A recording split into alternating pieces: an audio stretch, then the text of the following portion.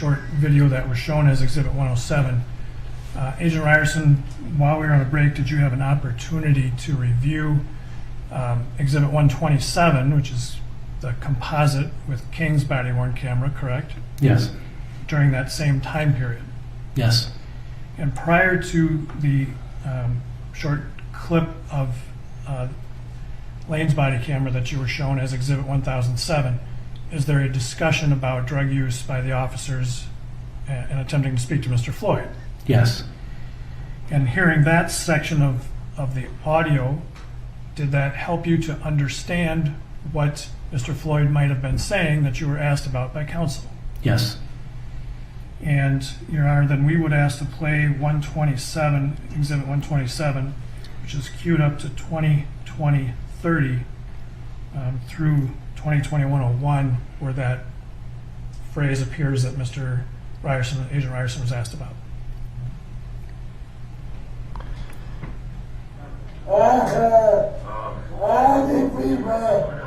Please understand. No. Please, man, I can't breathe. Get up on the sidewalk, please. One side or the other, please. My face getting bad. Here, should we get his legs up? Oh my God. Nope, just leave him. Oh my Leave God. him. Yep, just leave him. All right. I'm dead. The clerk's still sitting on the car there. Look at my face, man. I'm assuming so. I believe so. We found a He pipe. wouldn't get out of the car. I ain't too much Mercedes. Please, Yeah, Across the the blue street, park's Mercedes. watching. please, Two other people with him. please, I can't breathe. So the record should reflect that we've played through 2021-10 with the quote that you were asked about appearing really at 2021-01, correct? Yes. Having heard it in context, are you able to tell what Mr. Floyd is saying there? Yes, I believe Mr. Floyd was saying, I ain't do no drugs. So it's a little different than what you were asked about when you only saw a portion of the video, correct? Yes, sir. And then to clarify what we did earlier, it would appear that I had... Did he just make a point that Floyd lied and first said I didn't do no drugs and then said I took too many drugs?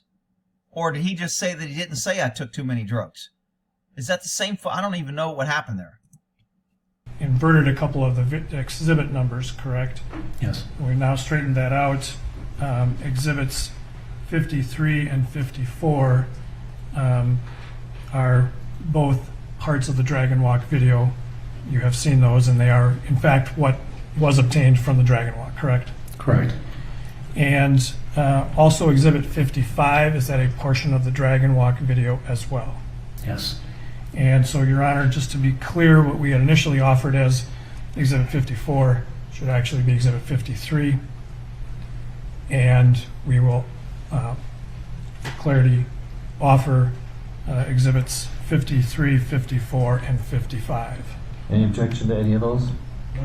53, 54, and 55 are received. I don't intend to publish them at this time, Your Honor. Okay. Anything that was not received is received, and go ahead and publish. Which one are you going to publish? We are not going to publish them. Not going to. Okay. Thank you.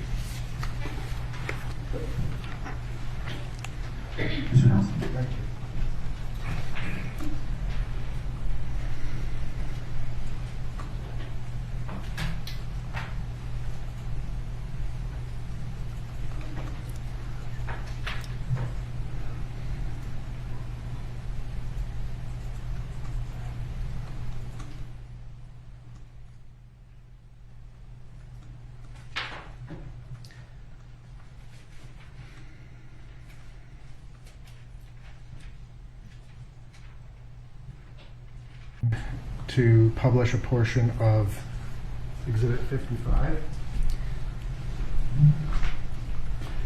Agent Ryerson, you have had an opportunity to review the Dragon Walk surveillance video, Yes, sir.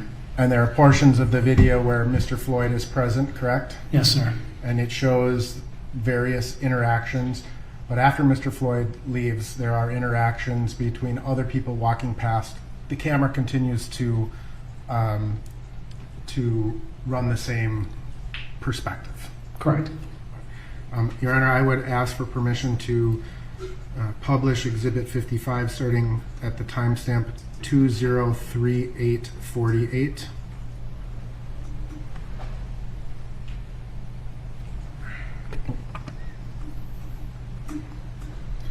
And Agent Ryerson, I'm going to ask you to watch the area of the vehicles and the passengers in the vehicles.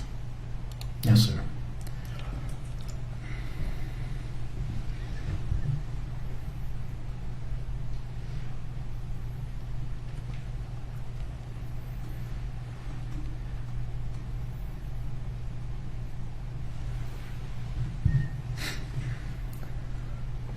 I'm not sure what pacifiers. We Are talk you able about to see?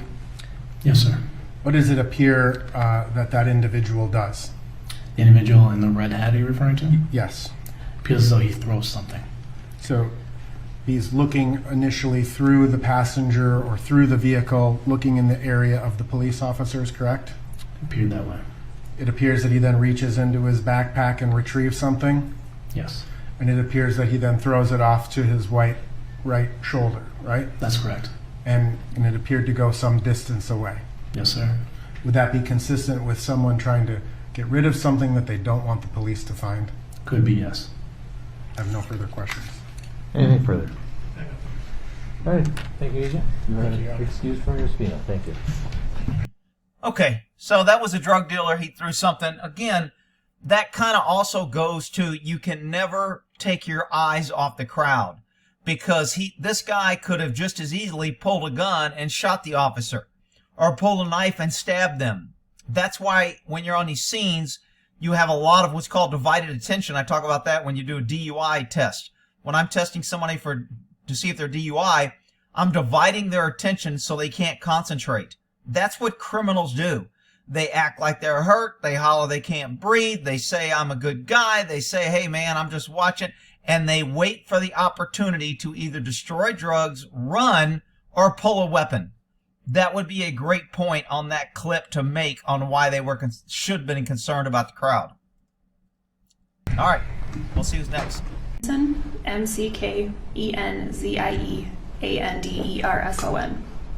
Mr. Frank. Thank you, Your Honor. And can you tell us how you're currently employed? I work for the Bureau of Criminal Apprehension in the Forensic Science Laboratory.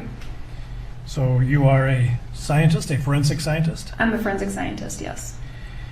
Can you describe for the jurors your educational background to be a forensic scientist? I have a bachelor's degree in forensic science from the University of North Dakota, and I have a master's of forensic science degree from George Washington University. So when did you achieve your bachelor's of science degree in forensic science? Oh, come on. 2007, And where from? University of North She Dakota. just said. You've If said you were that listening. And so you worked on a master's degree as well. Yes, Where did you get that from? George Washington? George Washington, And what year was that? 2009.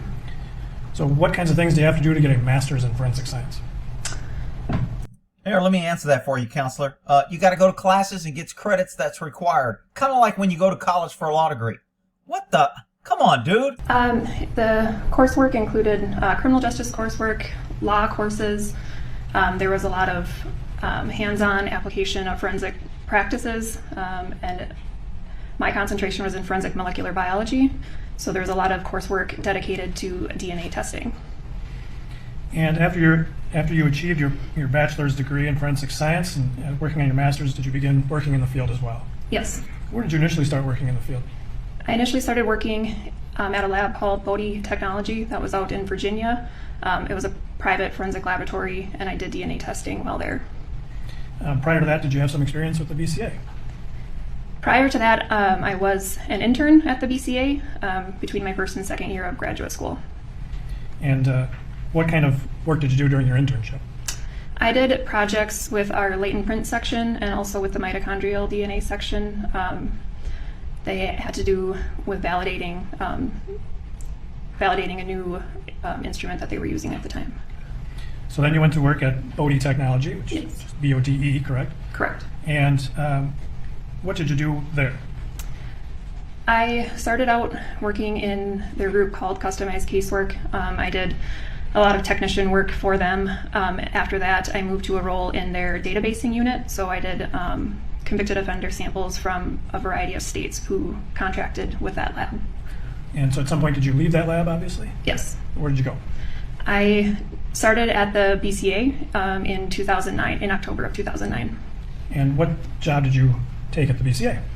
I was hired on as a forensic scientist in the biology section. What does the biology section do? The biology section does DNA testing and also body fluid identification, which is the identification of bodily fluids as it's relevant to a case, and including sample collection from a variety of physical items of evidence that come into the lab for DNA testing. Oh, I wonder if they're going to say they found urine at the scene. So when did you start doing that? I was hired in October of 2009. When you Why do you keep asking questions twice, counselor? Don't you listen? get that job for the BCA, was there some specific training that made you go through because you were hired by the BCA? Yes. Can you describe that for the jury? So the DNA training program takes about a year to complete. It starts with, typically people will start with that body fluid identification portion first.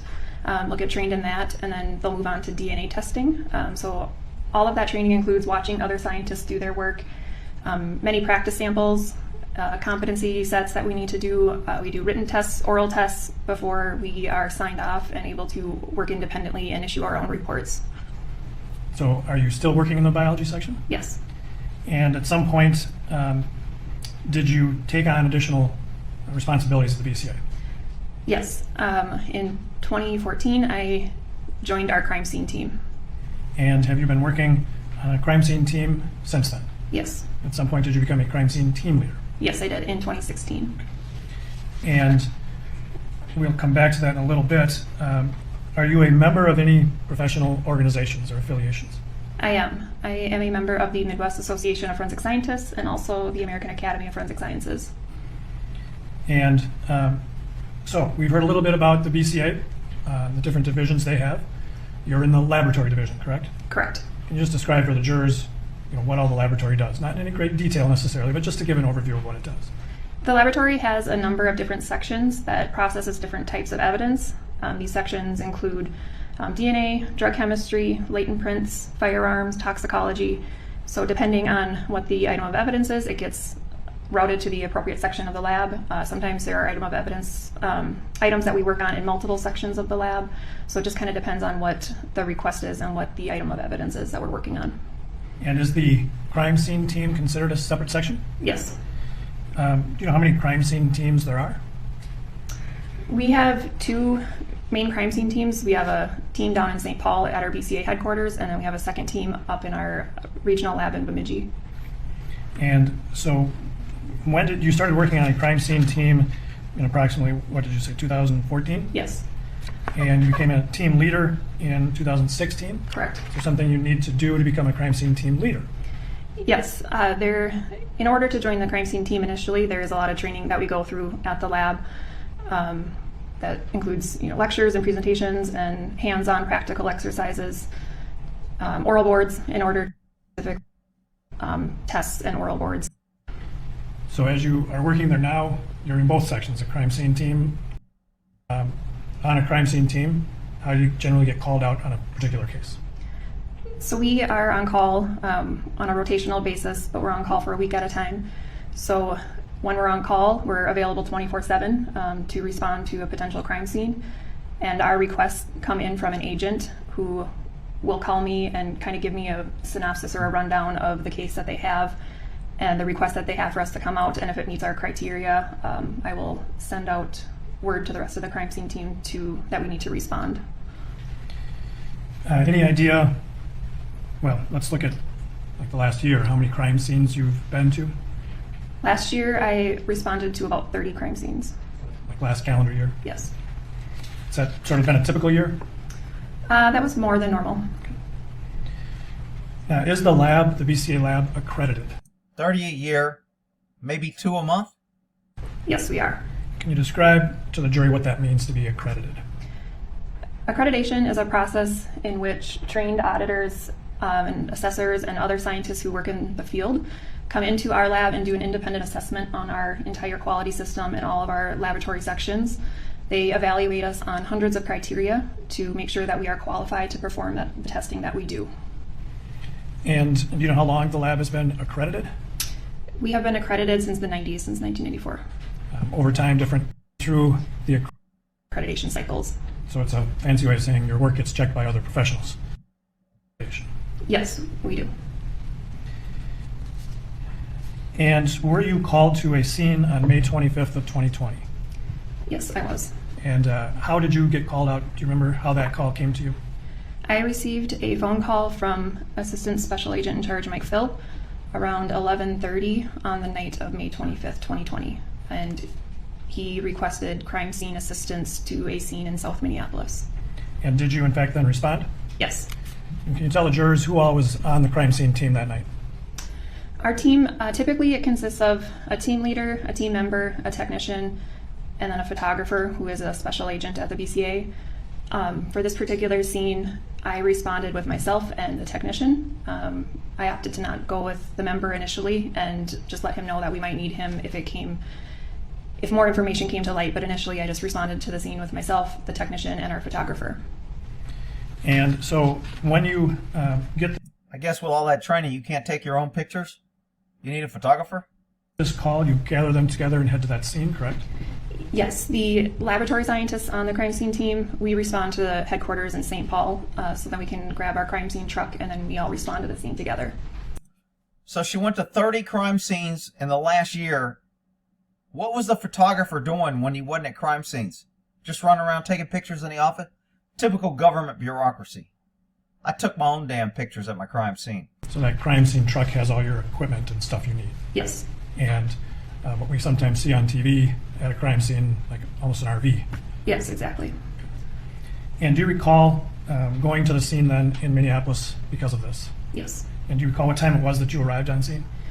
We arrived on scene, it was about 1:15, so early in the morning on the 26th. And do you recall how long you were at that scene? We were there for a little over 2 hours. And that location in Minneapolis, do you remember the intersection? Yes, it was at the intersection of Chicago Avenue and East 38th Street. And when you get there, what's sort of the first step in the process?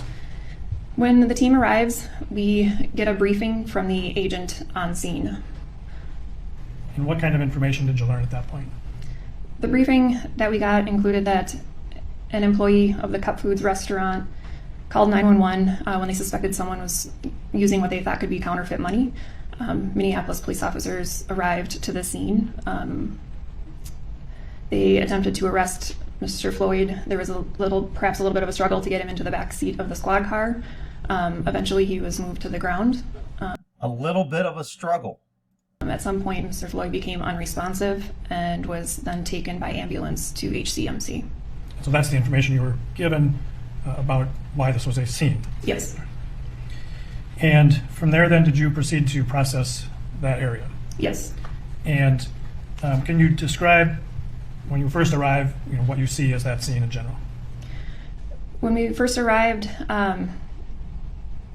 we saw at that intersection that there was 2 vehicles that were parked on East 38th Street. There was a Mercedes-Benz SUV and a Minneapolis squad car parked behind it, 38th Street by Dragon Walk restaurant. Other than that, there wasn't a whole lot else that was around at the time. It was raining when we got there, and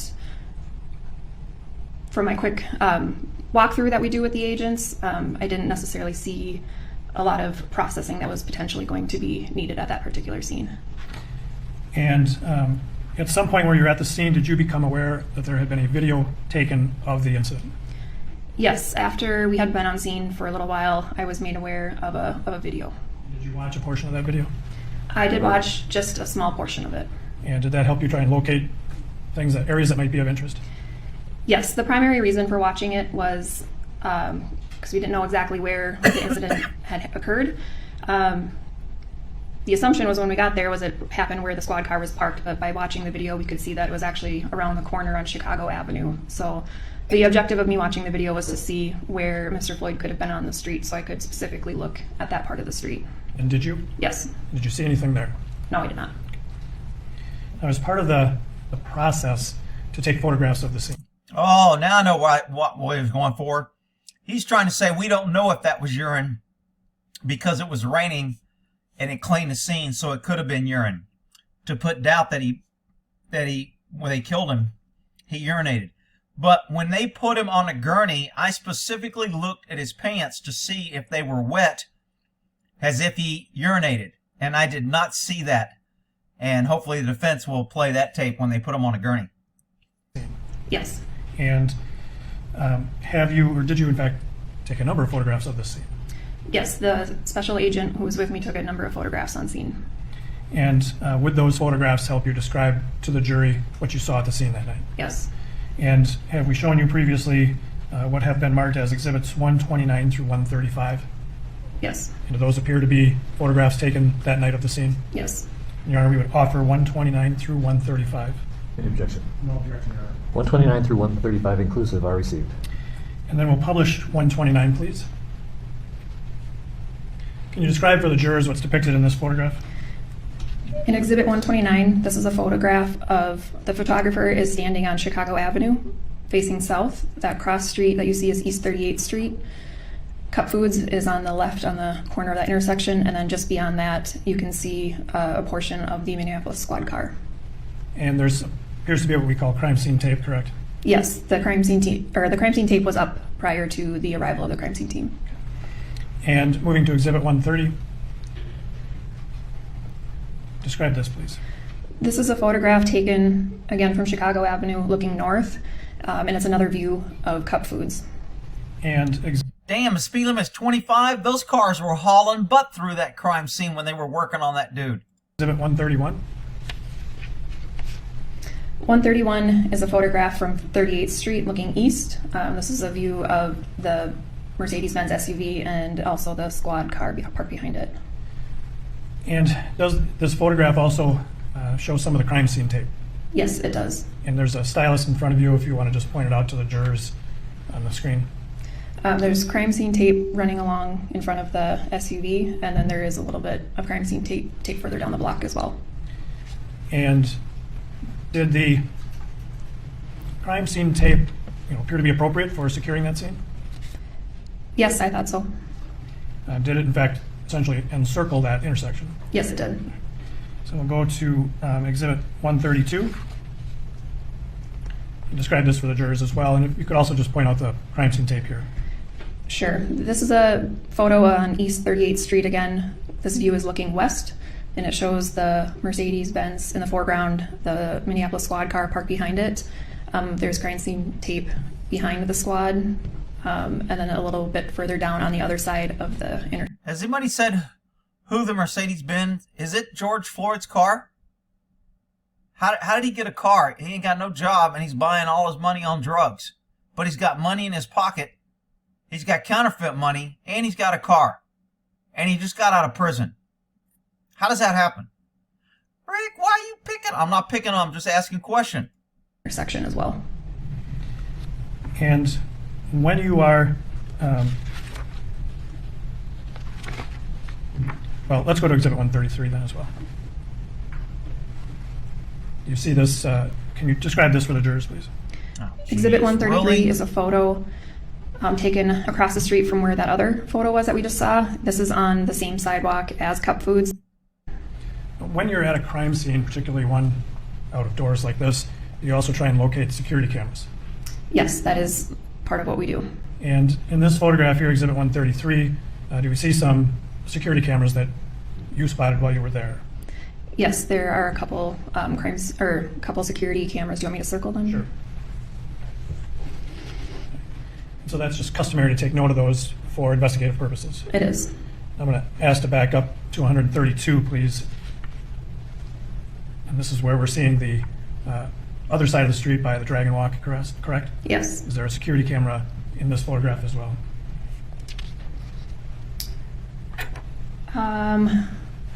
Oh, yes, sorry. There is this one on Dragon Walk on the corner. And then going to Exhibit 134, can you describe this for the jurors as well? It's like fine wall dog. This is a photograph taken from Chicago Security Avenue, camera. slightly closer to Cup Foods. Cup Foods Security is camera. that building on the left. And then you can also see Squad 320 in full view on the other side of 38th Street. So the crime scene tape was almost redundant in some areas, right? It was a little, yes. And then are there security cameras visible in this photograph as well? Yes, you can see the one on Dragon Walk and the one underneath the awning of Cup Foods. So now if we go to Exhibit 135, is there a better view of that? Yes, Exhibit 135 is a photo specifically of the security camera underneath the awning of Cup Foods. And when you when you're out there, you make note of those security cameras for investigators. Yes. When you were at the scene, did you notice any blood at the scene? No, I searched the street around where the squad car was parked, the street on the sidewalk, and then also the street and the sidewalk where, when we had watched the video, where the approximate location that we thought he could have been, and I did not see any blood. But you understood that it had rained since the event, correct? Yes, And that could have interfered with the scene. it could have. And then you noted the two vehicles present. Other than those two vehicles, did you collect any evidence from the scene? No, there was no evidence collected from the scene. And what was decided about what to do with the vehicles? It was decided that both of the vehicles would be towed back to the BCA for further processing. Why would you process them at the garage rather than out there? It's a safe, secure environment, out of the elements. You have equipment, lifts, things like that. Common practice for us to tow vehicles back to the BCA. It's so we can process them in a more controlled environment with better lighting. We're not out there in the dark in the rain, and we can do it in a controlled setting with all of the equipment that we need around. And so were those vehicles in fact towed from the scene? They were. And were you present when that was done? Yes, And Agent Ryerson was involved in that process, correct? he was.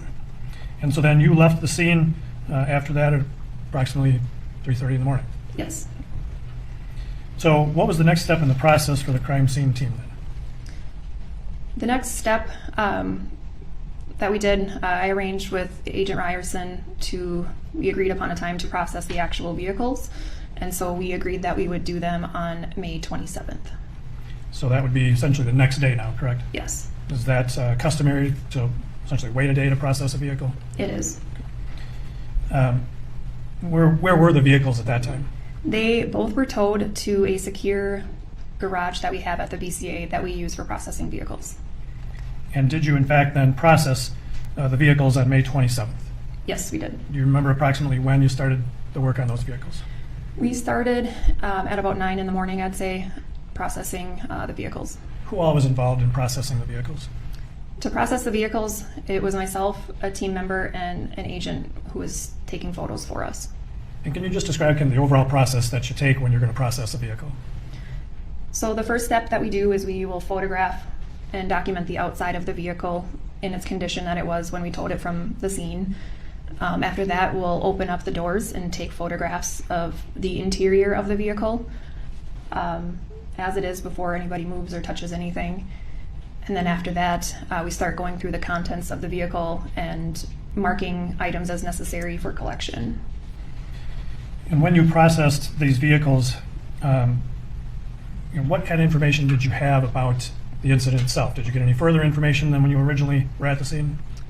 No, there really was very little additional what? information that was known at the time, so not much had changed, I guess, from my perspective, from just that day that had passed. We saw a lot of photographs of the scene. Did you also take a lot of photographs of the vehicles? Yes, What's the purpose of taking that many photographs? just documentation purposes, so we can photograph, like I said, the condition of everything that it was prior to us doing anything or moving anything, and then as we move objects around and as we find items of evidence, we are documenting and photographing its location, the condition of the items that we're taking, just so everything is thoroughly documented and someone else can then look at the photos and get an idea of what we did. And when you are processing a vehicle, do you always know for sure what would become an item of evidence in the future? No, that can be said about any vehicle or any scene really that we process. When you started the processing of these vehicles, did you know that they were going to be kept by the BCA? Yes, I do believe I knew that the intention was always to hold on to the vehicles, yes. So even after you process them, they're going to stay in the custody of the BCA? Yes. Why? And have you looked at what we've marked as exhibits 137 through 149? Yes. And do you recognize those as photographs taken during the processing of the Mercedes-Benz SUV? Yes. And would those photographs help you explain what you did to the jury? Yes. Your Honor, to offer exhibits 137 through 149. Any Judge. 137 through 149 are received. So then let's go to 137, please. So is this then the Mercedes SUV that you processed on May 27th?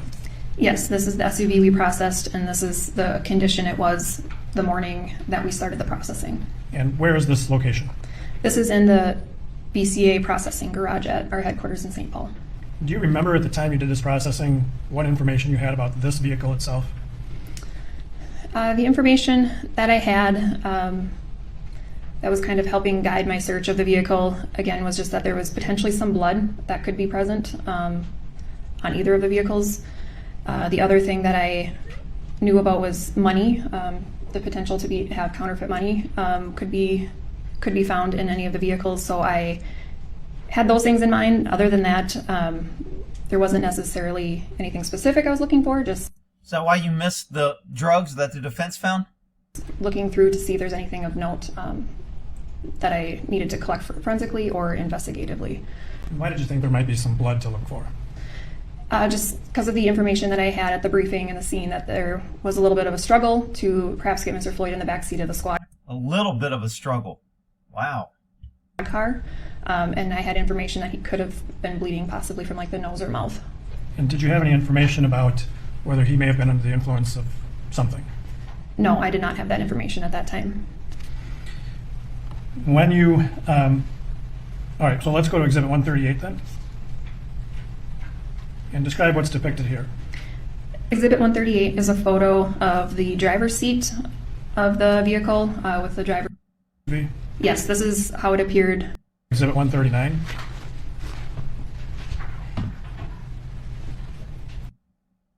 We apparently haven't put those up on the screen. Can we go back to 138? And actually, I guess 137. So these were not up on the screen earlier, is that correct? So again, 137 depicts the vehicle in your garage, correct? Yes. And then 138. Who owns the Go car? back, please. And that is the driver's side as it appears. If there's some cop working, run the plate. Lloyd Robert John 026, I believe. But I don't know if that's a Minnesota plate or not. Anyway. Can you put that up, please? And that is the driver's side as it appeared. Yes. And then I think we are on 139.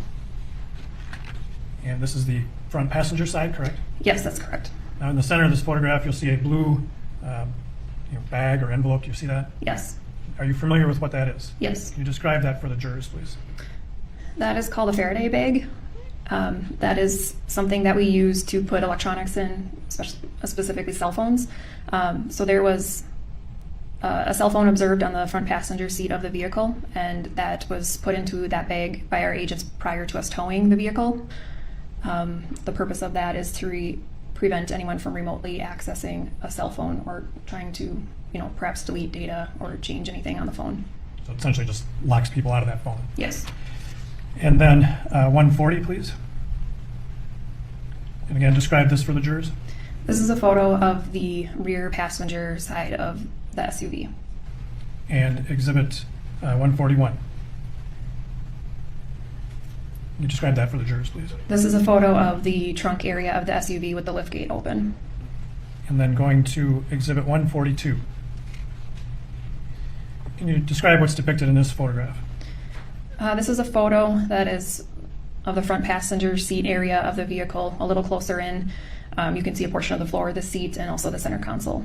In the center console, there appears to be a small white, looks like a pill, correct? Yes, next to the gum, there is a small white pill. When this photograph was taken, did you have any knowledge that the case involved anything with pills? No, not at all. How can you process a car and not seize or think a pill could be important? I mean, give me a freaking break. He's trying to make it look, oh, you didn't know it was supposed to be drugs. That's why you missed it, and that's why the defense found it. It's not because you're incompetent. Really? And so then you preserve this area by taking photographs. I didn't know there was a gun involved, so there's a gun on the floor, so nobody told me that there was a gun involved, so I ignored it. Does that make any damn sense? Of it all, correct? Correct. And that becomes part of the investigative file, the photographs? Yes. And after the vehicle is fully processed, what's the process that you go through with it? After everything is photographed, at that point then I start marking items for evidence collection by putting down item tense or an item number, and then those items are rephotographed after I mark them. And in fact, during this search, did you remove some money from the vehicle? Yes, I did. Where was that money located? Money was located on, there was one bill on the front passenger seat and the other bills were in the... She's reading from her notes. She can't do that. She can refresh her recollection. The defense needs to object. She's reading from her freaking notes. She did the report. She's supposed to know what she did. gap between the front passenger seat and the center console. And can you show the jurors kind of in this photograph 142 where that would be? It was in this gap, but a little bit further back. Were next to they, the seat. I'm sorry, were they easily visible there? Or No, you can't see it here. were they kind of stuffed down in between? They were. As if he knew he was trying to hide him. Maybe that's why he was fighting with the cops when he was hiding and reaching for something.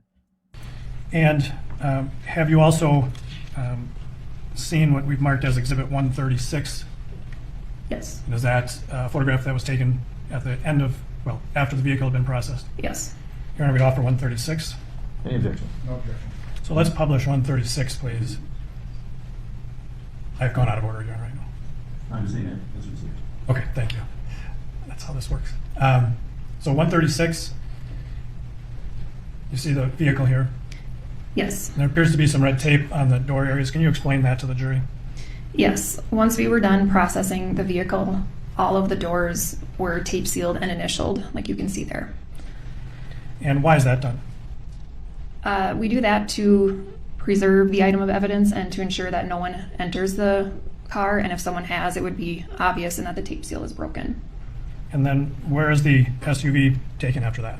The SUV is towed to a secure storage facility. Now, with regard to this blue SUV, were you asked to search that again later? I was. And do you recall when that was that you did that? I searched the vehicle for a second time on December 9th of 2020. And do you recall why? Is this her notes and pen in this reflection, or is this something else? Because maybe these aren't her notes. She was looking down like she was reading from this. Maybe this isn't in front of her. I thought it was in front of her and it's reflecting off the glass. That was done.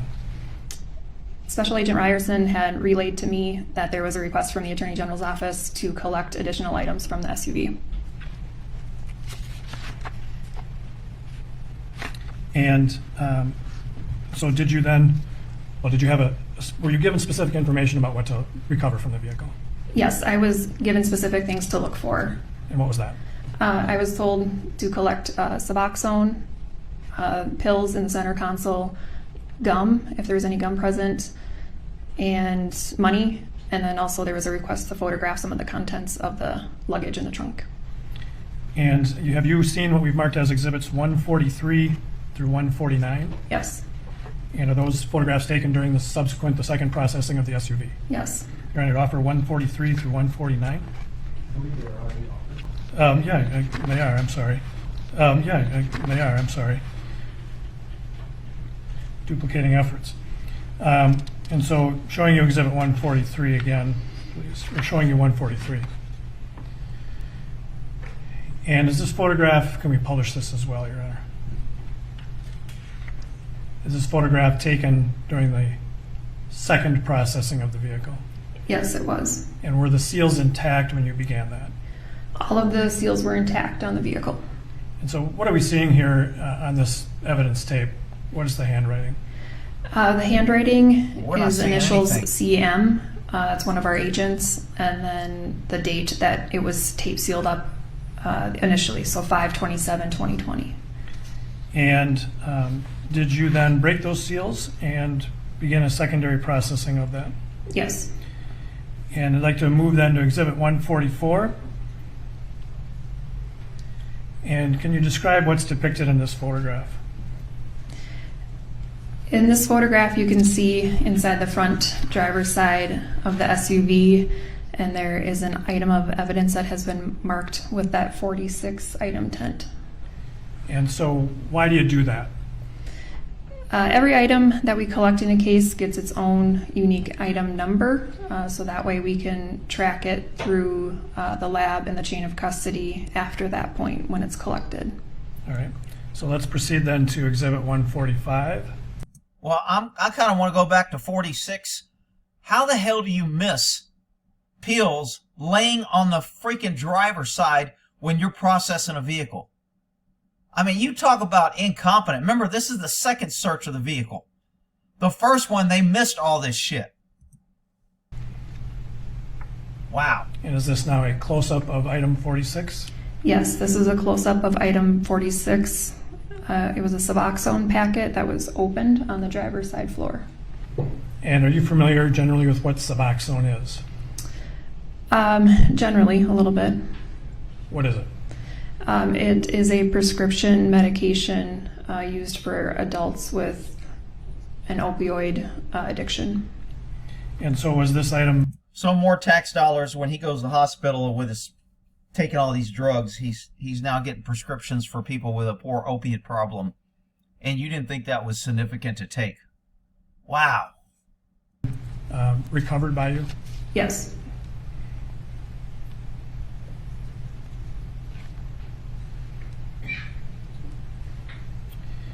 And then if we could go to Exhibit 146. Can you describe what's in this photograph, please? In this photograph is an item of evidence that has been marked as item 47, which is on the front driver's seat. And if we can go to Exhibit 147. Is this then a close-up of item 47? Yes, this is a close-up of item 47, which was an unopened packet of Suboxone on the driver's seat. Oh my God, I can't believe you didn't And take that on your first Can we then processing. proceed to Exhibit 148? Describe what's depicted in this photograph. In Exhibit 148, there is an item of evidence marked as BCA item 48, and that is referring to the 2 pills that you can see there in the center console. And appears to be the same kind of pill we saw in the previous photograph from the first processing of the vehicle, correct? Yes, that's correct. And so were these the pills that you were specifically asked to retrieve from the vehicle? Yes, they were. And did you in fact take those 2 pills? I did. And if we could go to 149. And did you see him when you did your first inspection and just ignore him? Or is this the first time you saw him? Wow, talk about an incompetent vehicle inventory. Wow. How many pills did you find there? There were 2 pills in the center console. And did you recover them both as item 48? Yes, both of them were collected together as item 48. So why collect them together? Because they were in close proximity, like you can see there, and they both had the same markings on them as well. So we thought they were the same pills, so we weren't worried about cross-contamination. The reason why you would separate them is if they're different, you don't want cross-contamination of your evidence. And what did you do with those after you recovered them from the vehicle? After they're recovered from the vehicle, they're packaged up by myself. They're tape sealed in a package, and they're given a BCA barcode, so then I can transfer it to the appropriate section of the lab for testing. And so was that done? Were they made available to another section of the lab?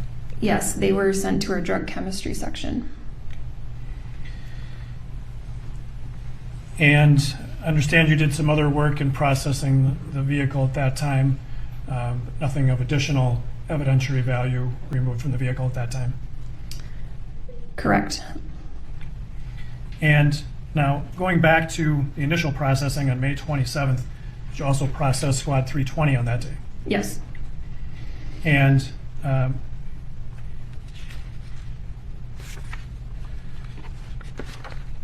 would ask you if you have looked at exhibits, well, let's just start with Exhibit 150. And is that a photograph taken from the processing of the squad car? Yes. You're ready to offer Exhibit 150? 150 is received. So if we could look at Exhibit 150, can you describe that for the jurors, please? Exhibit 150 is a photograph of Minneapolis squad car number 320. This is the condition as it was towed from the scene, and also the morning of the 27th when we began processing on it. And this is in the BCA garage? It is. So I'm now going to offer, Your Honor, Exhibits 152 through 169. Any objection? Exhibits 152 through 169 inclusive are received. So we'll skip over 150 and go to 151 and go to 152, please. Can you describe what's depicted in this photograph for the jurors? In Exhibit 152, this photograph is of the front driver's side area of the squad car with the door open. And you had some information about a struggle when they were trying to get Mr. Floyd into the squad car, correct? Yes. So why take a photograph of the front driver's side? When we're processing a vehicle, we document all of it, regardless of the circumstances. Except the pills and drugs that show that it's someone's opiate positive or using opiates and they need treatment. We process the whole vehicle except for those things. We just will photographically document everything about the vehicle before we start processing it. So if we go to 153 now, please. And this is a photograph of what? This is a photograph of the driver's side door, like the pocket on the door. And so when you have this photograph taken, do you have any knowledge that these items have anything to do with the case? No, But just to document, you take this photograph. exactly. In Exhibit 154, what is this? Exhibit 154 is a closer photo of the driver's side floor of the squad. And again, just to document the scene. Yes. And 155, describe this for the jurors, please. This is a photograph of the contents of the front passenger side pocket on the door. And 156, Too bad they didn't do this to Goins' car out in Houston where he was making false search warrants and he had drugs. Oh, by the way, he was a black officer, but anyway, he made a false search warrant, killed 2 people, and was carrying drugs and cash and all kind of crap. We didn't have all that good evidence on him. Not that we know of, anyway. This is a photograph of the front passenger seat of the squad. and so again, these are just taken to document for future reference if needed. Yes. Now I'd like to show you Exhibit 157. And can you describe for the jurors what's depicted in this photograph? In Exhibit 157, this is a photograph of the rear driver's side of the squad. You can see a little bit of the rear driver's side seat and then the interior of the rear driver's side door. Prior to this, had you processed other police squad cars? Yes. I assume as an adult you've sat in the back seat of regular cars before? Yes. The back seat of a squad car here a little bit different than the typical vehicle? Yes. How so?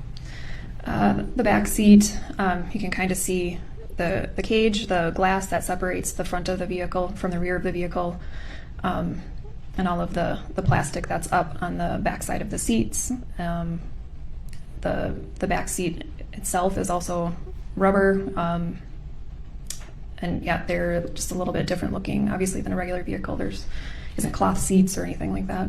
So if we go to Exhibit 158, this is a view into the back seat of the squad car, correct? Yes. And that's how it looked as you began processing that vehicle on May 27th. Yes, it is. And fair to say that the back seat area is a lot smaller in a squad car than it is in a regular passenger car like this? Yes. Oh, he's claustrophobic. And, That's showing why you it's Exhibit small. 159 then. This is a view of the back seat from the other side, the passenger side. Yes, this is a perspective from the passenger side, the rear passenger side of the squad. And Exhibit 160 as well. This is a photo of the back seat taken from the perspective, again, of the rear passenger side of the vehicle. Now there appears to be a strap item on the back seat. Do you see that? Yes, there was a black strap on the rear passenger seat. It's like a hobble. And there appears to be a shoe on the floor, correct? Yes, there was a pair of shoes on the floor. In this particular photo, you can see the right shoe. The left shoe is on the other side. On the floor of the other side. Yes. And Exhibit 161. Now this is a closer up photo of the right shoe on the passenger side, correct? Correct. And again, just documenting the location of that shoe. Yes. Now, if we can go to Exhibit 162, what does this depict? This is a photograph of the trunk area of the squad. That was a large removable plastic tote that had various items and supplies in it. And again, didn't have any specific information that this area of the squad car was involved in the incident, did you? No, we did not. But you still document this? Yes. So I think what we can do is just kind of scroll through Exhibits 163 through 166, please.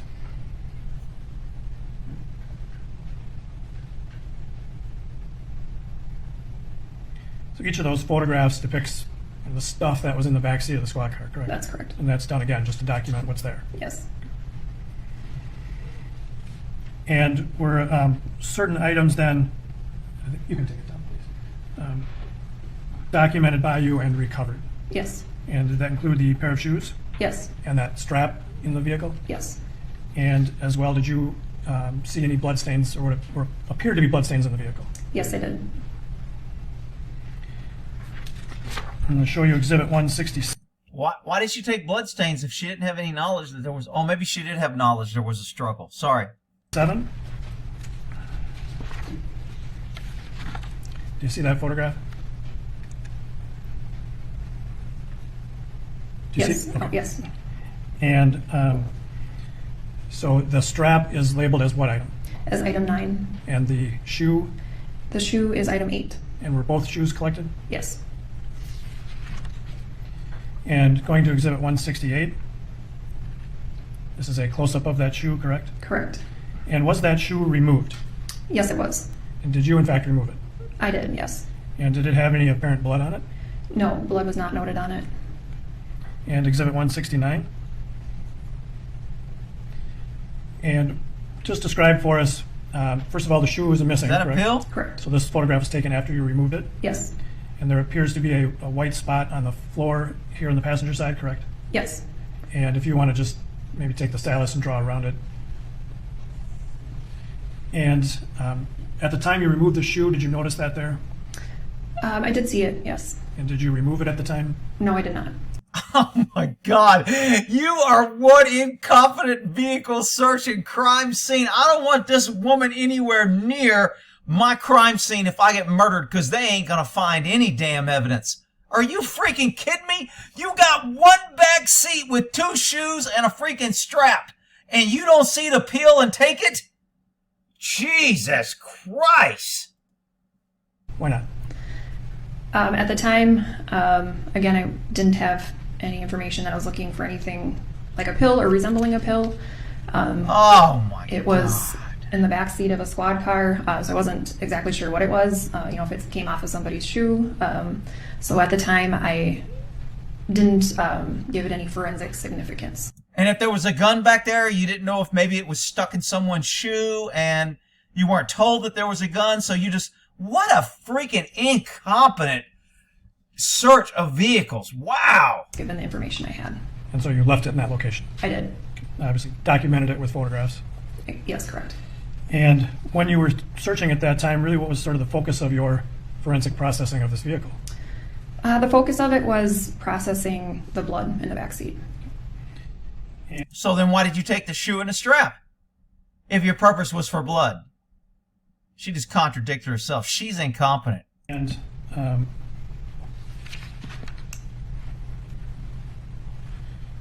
so then there are some other, we see some white stickers in this photograph.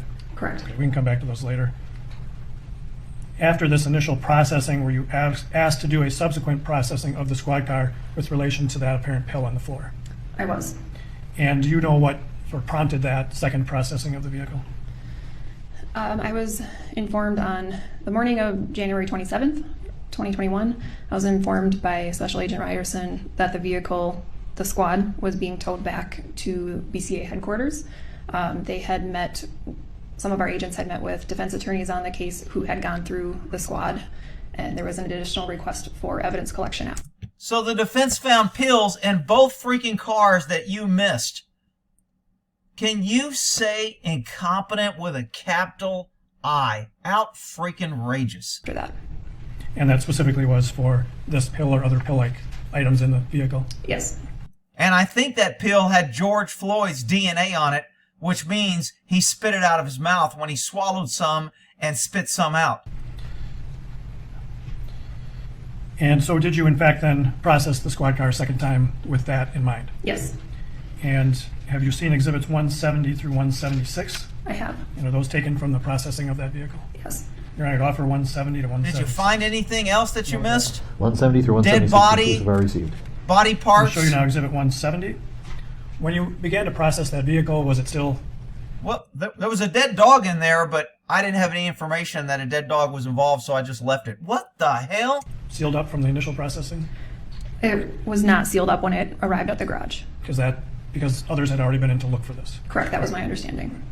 And so we're seeing in exhibit 170, this back seat area, the pill appears to be present there as well, correct? Yes, the pill is in the position it was on May 27th. All right, and let's go to Exhibit 171. And did you assign this an item number? Yes, I assigned it BCA item 51.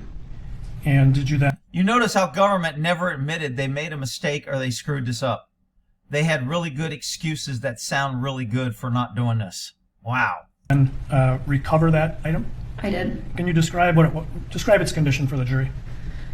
The pill was Looks half dissolved. round in shape. However, it had a rough textured appearance to it, and there were no visible markings on this particular pill. Did it appear like it wasn't whole any longer? Yes, I think that's a fair statement, yes. And then if we can go to 172, please. So this is a close-up of that item. Yes, it is. And so then you collected that, and did you make that available for further testing in the lab? I did. And we'll come back to that in a minute, too. Exhibit 173. Look, it looks like a little kitty cat. See his little eyes? The reason why I didn't take it is it looked like a kitty cat. So I just left it. What the hell are you processing a vehicle for? Well, for things like shoes and... What the hell? 3. Can you describe what's depicted in that photograph? In this photograph, you can see an item that has been marked as item 52, and that is the rear driver's side of the squad car. And can you What's the describe for item? the jurors... Well, let's move on to 174, and then describe for the jurors what item 52 is. This is a closer photograph of item 52. It was a small, irregular-shaped piece that could have been a portion of a pill. It had that same... Oh, another item that you just left when you process the vehicle, because if it's not as big as a shoe, you just ignore it. What the... kind of rough textured appearance as item 51. There was no visible markings on this particular item either. Was that collected for testing as well? It was. And then going to Exhibit 175. It's a little harder to see, but can you describe for the jurors what appear to be marked as items 53 and 54? Yes, so in the background of the photo is an item marked as item 53. This was a small piece of what could have been a portion of a pill. Item 54, you'll actually see two item numbers. This vehicle is littered with evidence, and they process the vehicle and ignore it all. Why?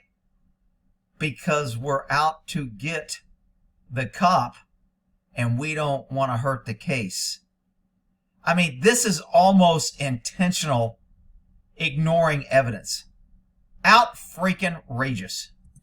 For item 54, everything else that looked like it could have possibly been a piece of a pill, so the small remnants and the powder that were remaining, I collected together. I want you all to remember this. This is government incompetence that had over 400 agents assigned to this. The FBI had over 25 agents. This case has been going on for a year, and they spent millions of dollars. They put an expert on that they paid $13,000 to testify, and this is the quality of the investigation that they did. Without the defense finding this evidence, it would have never been admitted or seen by the jury or in trial. Out freaking... When people go, oh no, yeah, the prosecution has to disclose, Rick. That's exculpatory. Not if they don't find it. Not if they ignore it. It's not exculpatory. Out freaking rageous.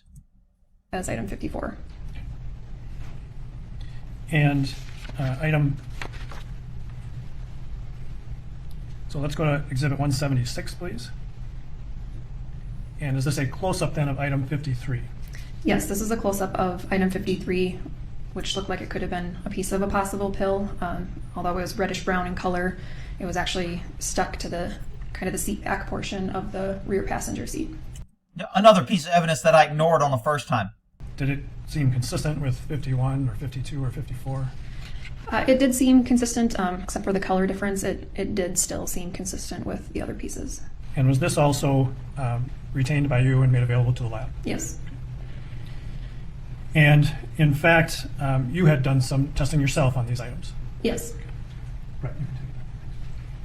And you had done... Well, what's she testing them for? Shit, she might have just tested them for freaking aspirin and said they were negative. Jesus Christ, this girl's incompetent. Some DNA testing on that, correct? Yes, I did some DNA testing in this case. Which item did you do DNA testing on?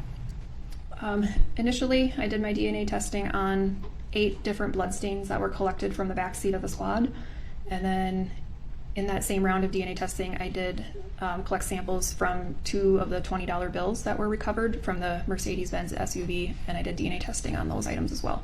And did you do DNA testing on item 51 that we just saw? Yes, in a subsequent report, I did item 51 as well. And did you do DNA testing on items 52 to 54? No, I did not. Why not? They were quite small. They were fragile. Item 51 itself was also pretty fragile, so I had to collect the sample very carefully. The other ones were too small and fragile and weren't conducive for DNA testing. So why would you attempt to do DNA testing on item 51? What were you trying to find out? In addition to doing DNA testing on item 51, I also tested it for the presence of amylase, which is a component of your saliva. So I did that first, and it was positive. So then I went on and did DNA testing on it. So without going into a great deal of detail about DNA testing, what's the general premise behind what we all hear about as DNA testing? So DNA testing, in this particular case, I did nuclear DNA testing. It's the type of DNA where you get half from your mom, half from your dad. You get it in a unique combination that makes you different even than your siblings. This DNA codes for hair color, eye color, to things you can't necessarily see. It's essentially your genetic blueprint. So we do DNA testing on items of evidence from a scene, and then we will compare those to known DNA samples. And since George Floyd was a convicted felon and in prison, you had his DNA, correct? where or in what ways can DNA be left behind for forensic testing to be done? DNA can be left behind in a variety of ways. So through a bodily fluid, so something like saliva or blood. DNA can be left behind by touching an object or handling an object. It can be found also in the root of your hair. So it can really show up in a number of instances. And so when you have an item like item 51 that appears to be a pill, you can test to see if there might be the presence of saliva in there. Yes. And would that be true even if it appears to be dry? Yes, it would be possible to leave that behind. And what, well, describe for the jurors how you try to determine if there is or had been saliva on an item like that. So the pill itself, I swabbed it with 2 swabs, so they essentially look like Q-tips. I swabbed each side of the pill together, and then from those swabs I took a small cutting of it, and then I used that small cutting of the swab and tested it with a chemical called Phaedibus, which is what we use to detect the presence of amylase, which is found in saliva. So if that test is positive, it indicates that there could possibly be saliva on that particular sample. Could have been Chauvin's dog that was in the back seat. Why did you go further? I mean, you left it there the first time, unless the defense found it. And with regard to item 51, what did you find? It was positive. So there was amylase indicated that there had been the presence of saliva at one time. Yes, that's correct. And did you then conduct DNA testing on item 51 to try and determine, well, and swabbing from item 51 to try and determine the source of that saliva? Yes, I did. And did you conduct the DNA testing in accordance with the standard operating procedures you need to do in an accredited lab for DNA testing? Yes, I did. And did you have a known DNA profile for George Floyd? Yes, I had a known DNA sample from Mr. Floyd that I had previously developed in my first round of testing. So based on the testing of item 51 and that known sample, what did you find? From item 51, that the swab collected from that pill. I hope the defense asks, where did you get the DNA from Floyd? Because it's going to be in the system because of his prior violent acts, felonies. And you can get that in if he can't get it in. I sure hope he doesn't miss this opportunity to ask her that. I obtained a single source male DNA profile that matches George Floyd. This DNA profile would not be expected to occur more than once among unrelated individuals in the world population. So after you did your testing on item 51, did you make it available for other sections of the lab? Yes, it was sent to drug chemistry after I was done. Now, I've deviated a little from the original search of the squad car, the processing. So I want to go back to May 27th when you first processed the squad car, okay? All this time is what you call the DA making a shit sandwich eatable, because their incompetence for missing and leaving and not seizing this is just beyond incompetent. And so that's why he had to bring in all this other stuff to try her make look like she's very competent, because she totally blew it on the freaking seizing evidence from a vehicle of a murder scene, or a suspected murder scene where somebody died, and you left all that shit. What a total incompetent fool. Okay. You mentioned finding some apparent blood in the squad car, correct? Yes. And where was that located?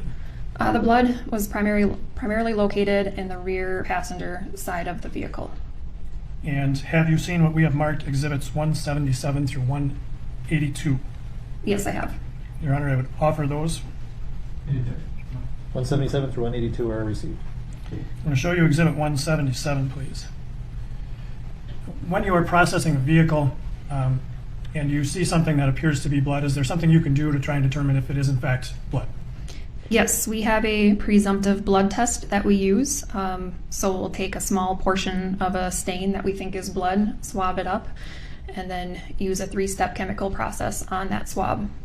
If the test is positive, the swab will turn pink. If it's negative, it'll stay. The color will stay unchanged. And so when you are doing that, when you see things that might be blood stains, do you do that test for each of those blood stains? Yes, for each of the blood stains, it would get its own presumptive test. Yes. We see in the center of this photograph, exhibit 177, that strap you had mentioned earlier. But then there are also these 3 white tags. Can you describe those for the jurors? Yes, the 3 white stickers you can see are items 12, 13, and 14. Those are marking locations of potential blood stains. And then also on those stickers is a little notation. It says pH positive, and that means that that blood test that I performed was positive. And do you recall how many separate stains you collected from that squad car that appeared to be blood, at least in this area of the squad car? In this particular portion of the squad car, on the seat bottom, there was 4 different blood stains. And then in other areas of the seat? And then on the seat back, the rear passenger seat back, were an additional 4 stains. So if we then go to exhibit 178, can you describe what we're seeing here? In exhibit 178, you can see a photograph. In the center is an item marked item 10 with that pH positive. So this is marking a blood stain that was positive for the presumptive blood test.